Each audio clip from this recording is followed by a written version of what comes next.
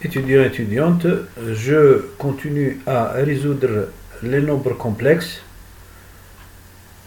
Je suis donc à l'exercice 26. Z2 égale 1 plus i racine de 3 sur 1 moins i, le tout à la puissance 20. Déterminer la forme algébrique.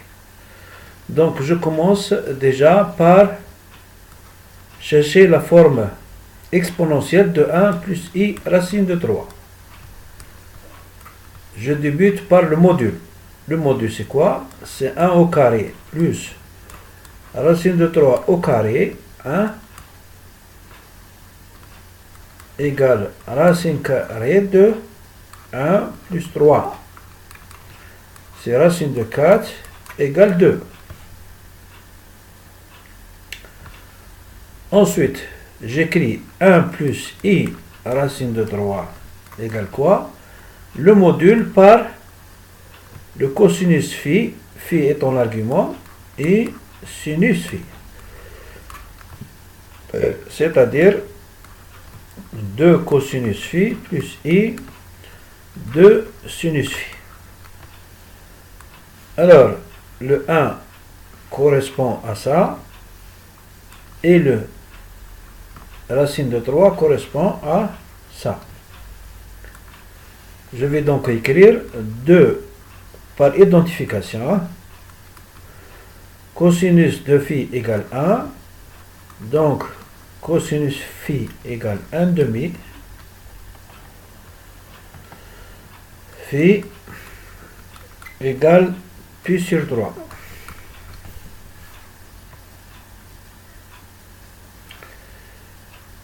Deux sinus phi égale racine de 3. Sinus phi égale racine de 3 sur 2. Ça donne phi égale pi sur 3. Donc, autrement, je peux écrire 1 plus i racine de 3 qui est un nombre complexe en forme trigonométrique. C'est 2 cosinus pi sur 3 plus i sinus pi sur 3. Ou bien en forme exponentielle, c'est 2 exponentielle i pi sur 3. Je fais la même opération pour 1 moins i. 1 moins i. 1 moins i, le module, c'est bien 1 au carré plus moins 1 au carré. Ça veut dire 1 plus 1, ça fait racine de 2. Le complexe lui-même, le nombre complexe, peut s'écrire donc le racine de 2 multiplié par la forme trigonométrique.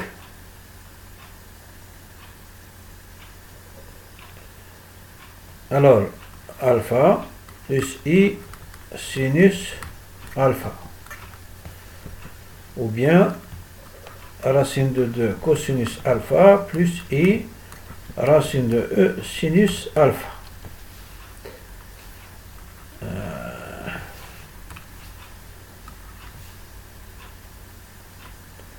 Par identification,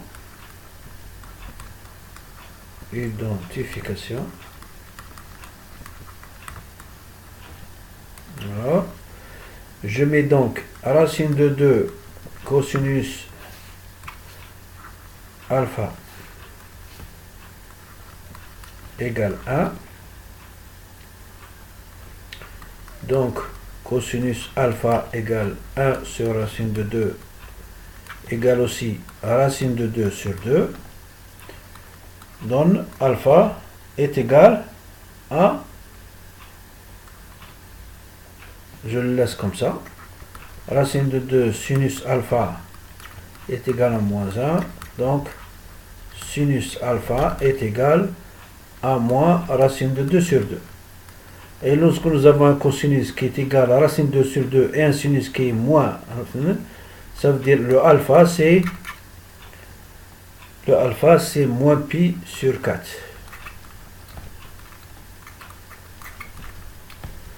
Donc, le nombre complexe 1 moins i s'écrit autrement en utilisant la forme exponentielle. C'est racine de 2 exponentielle moins I pi sur 4.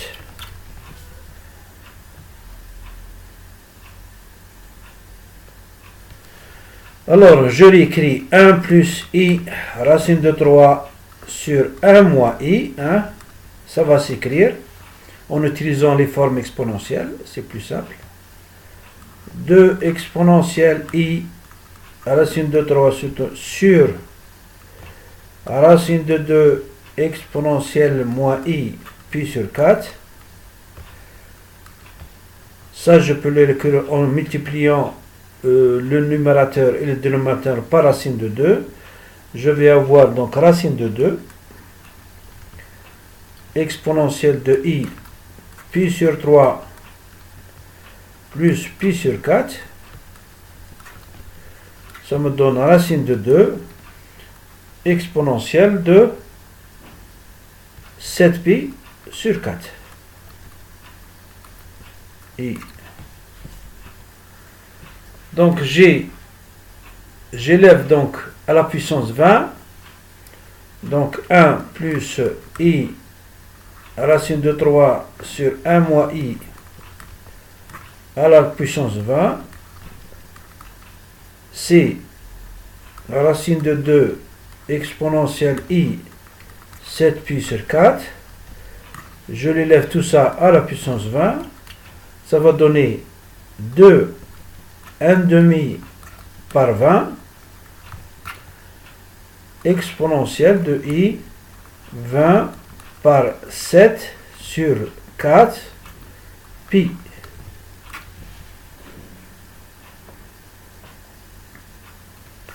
Ça, je l'appelle Z2. Alors, Z2. Donc, Z2 égale 2 à la puissance 10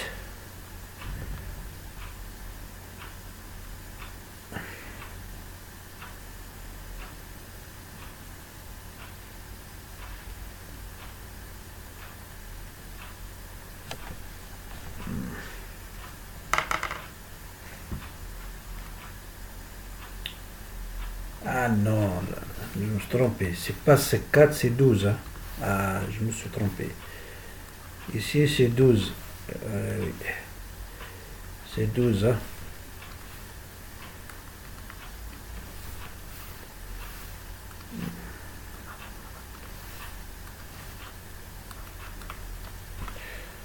Alors, c'est 12. D'accord? 26. 12. 2 à la puissance 10 sur exponentielle de 140 et 140 divisé par 12 pi. Ce aussi est égal à 2 à la puissance 10 exponentielle de I 35 sur 3 pi en divisant par 4.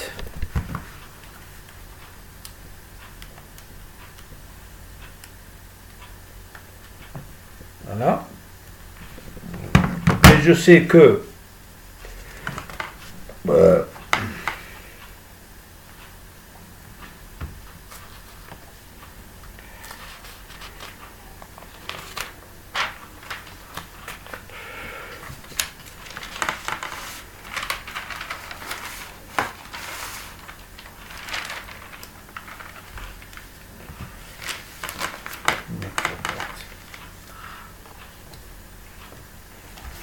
je sais que 35 3 pi est égal à quoi?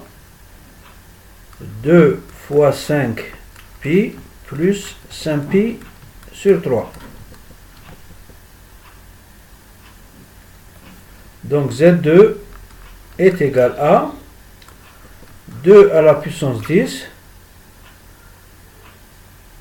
exponentielle de I 5 pi sur 3.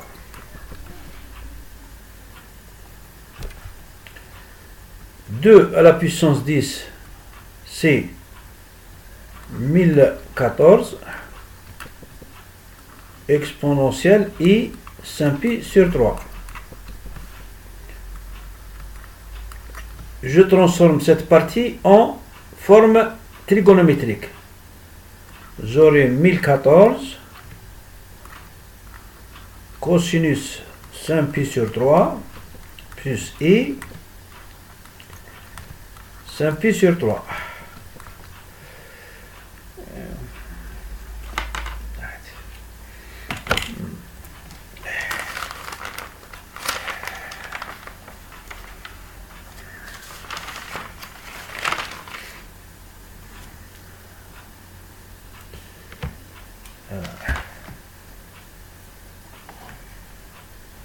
Alors, 5pi sur 3, c'est un demi. Z2 égale 1014. 5pi sur 3, c'est un demi. Moins I racine de 3 sur 2. Ou bien, Z2, je divise 1014 par 2. Ça fait 512. Facteur de 1 moins I racine de 3. Ça le résultat.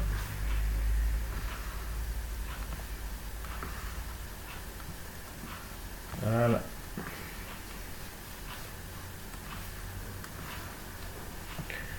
Je vous remercie de votre attention. Alors, 514, je le divise, 14 divisé par 2 égale 512.